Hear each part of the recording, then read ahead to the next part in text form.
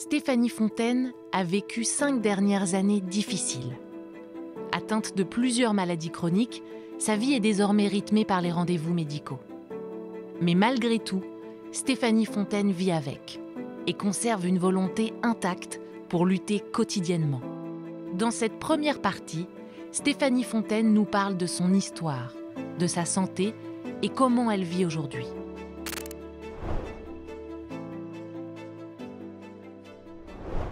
Oh wow, c'est une question complexe à répondre. Souvent, on va dire « ça va bien », mais en réalité, les choses sont un peu plus complexes que ça, mais c'est un ballon entre « tu veux-tu vraiment l'entendre ou non ». Mais bon, non, ça va correct. On prend ça un jour à la fois, même sur les journées les plus difficiles, on prend ça même, tu sais, 1 heure à la fois. Alors, les derniers 5 ans m'ont appris énormément par rapport à mon corps et d'écouter à mon corps, qui n'est pas toujours facile parce que c'est pas nécessairement toujours qu'est-ce que tu veux faire, mais bon, les choses vont bien. Aujourd'hui, ça va.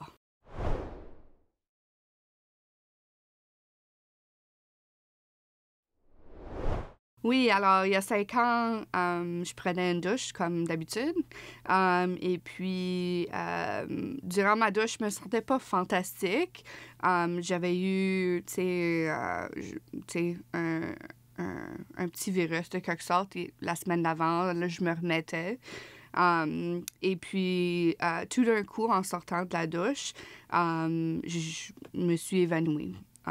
Et puis, quand je suis revenue ou quand j'ai réalisé qu'est-ce qui est arrivé, je pouvais plus, je pouvais plus bouger. Alors, essentiellement, je suis devenue paralysée du cou jusqu'aux orteils. Puis on savait pas exactement qu'est-ce qui s'est passé. Mais bon, j'ai appelé mon mari, on a appelé les ambulances. C'était un moment quand même intense. Et puis, je suis allée à l'hôpital. Ils m'ont vue pendant un petit bout de temps. J'ai passé quelques heures à l'hôpital. Et puis, suite à cela, ils m'ont envoyé à la maison. Honnêtement, on s'est dit, tu sais, peut-être j'ai pas mangé assez ce jour-là. Tu sais, on s'est dit, c'est en arrière, puis on continue. 3 jours plus tard, la même chose est arrivée. Et puis, à ce point-là, je suis restée à l'hôpital Saint-Boniface pendant au-dessus de 3 semaines. Les choses ne sont pas remises aussi rapidement qu'on aurait voulu. Et puis, à ce point-là, on ne savait pas ce qui s'est passé.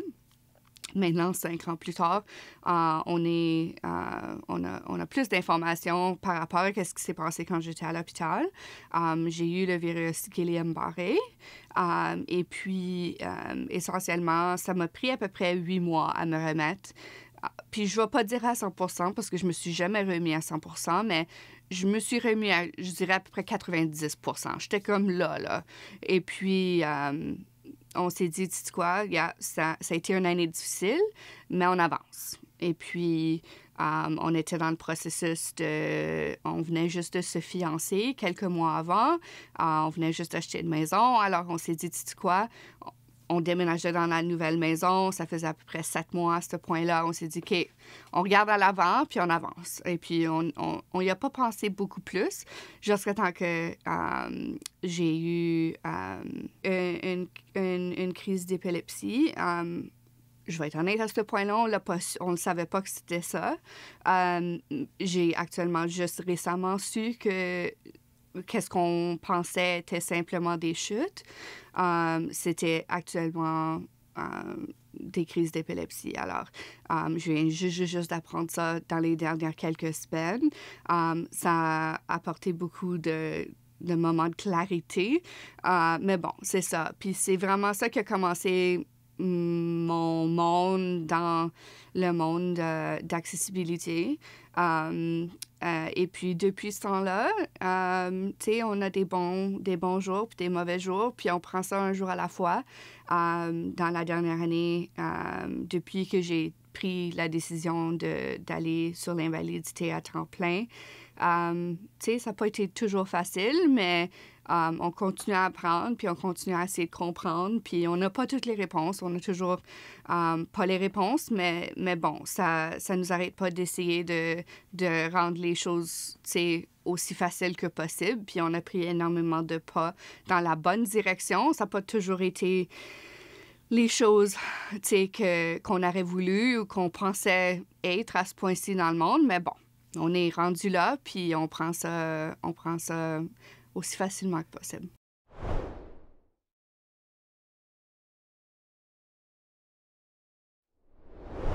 J'ai pas un diagnostic officiel. Alors, on ne sait pas pour sûr.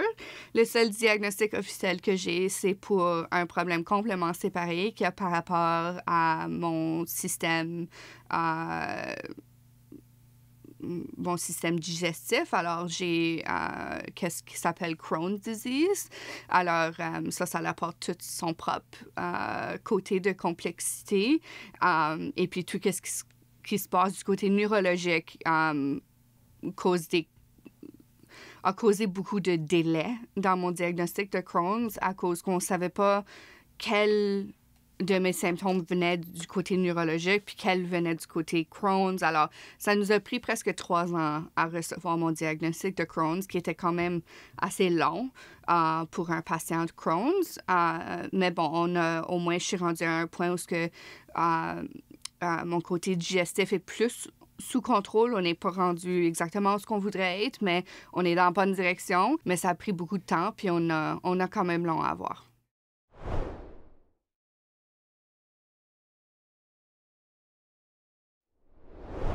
Je pense que dans mon cas, c'est super complexe. Notre système médical, autant qu'il n'est pas parfait, a quand même été fantastique pour moi. J'ai que des bonnes choses à dire par rapport à notre système. Les attentes sont pas toujours faciles, mais quand j'ai eu besoin de quelque chose, je l'ai toujours reçu.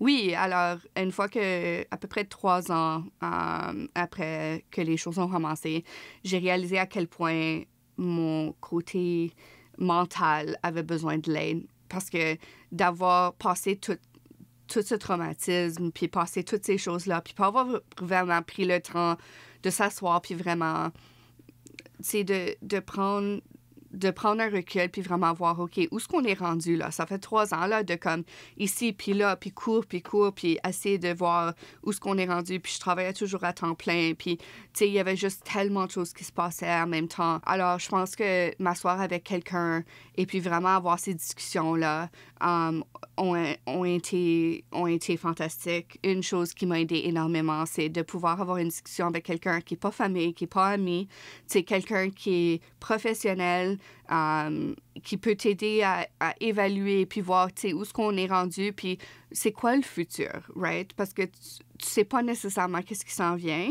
Puis, tu sais, je sais pas si, tu sais, demain, si je vais avoir une vraiment mauvaise journée aussi, tu sais, je peux aller courir un marathon. OK, non, peut-être pas un marathon, là, mais bon, on sait pas qu'est-ce qui va arriver dans 5 ans.